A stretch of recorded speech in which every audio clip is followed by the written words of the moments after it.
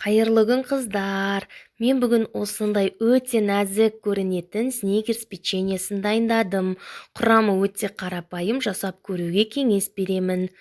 Сіздермен бірге мен Әсел. Каналға жазылып лайк басуды ұмытпаңыздар. Қазір осы печеньеміздің дәмін сіздермен бірге көретін болсам.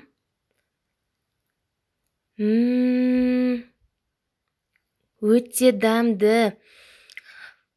Енді алдымен таза құрғақ ыдысымызға ұнымызды електен өткізіп аламыз. Содан соң оған қантымызды, содамызды және де тұзымызды қосып, үстінен какаомызды салып, осылай венчикпен араластырып аламыз. Содан соң оған 2 жұмыртқаның сарысын және де бөлме температурасындағы сары майымызды салып, тез-тез осындай қамыр илейміз.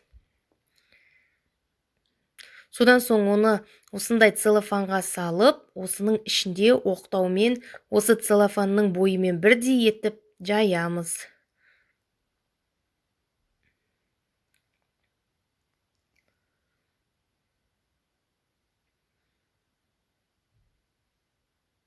Міне бізде осындай болды.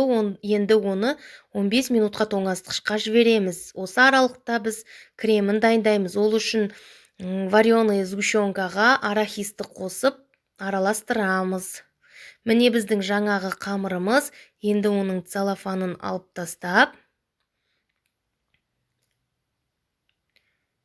печеньемізді, яғни формамен жасап шығамыз. Осылай менде форма болмағандықтан осылай кесіп алдым. Сіздер өз қалауларыңызша кессеңіздер болады.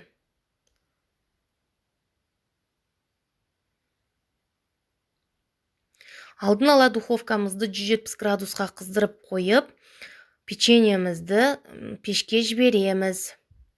Яғни 10 минут пісіріп алдым мен. Міне менің печеньелерім дайын болды. Енді арасына осылай кремімді салып шығамын. Яғни бір жағына ғана саламын, екінші жағымен жабыстырып отырамын. Шоколадты сары маймен су моншасында ерітіп, кондитерлік мешокқа құйып, үстінен осылайнан құйып шықтым. Сіздер өз қалауларыңызша сәндесеңіздер болады.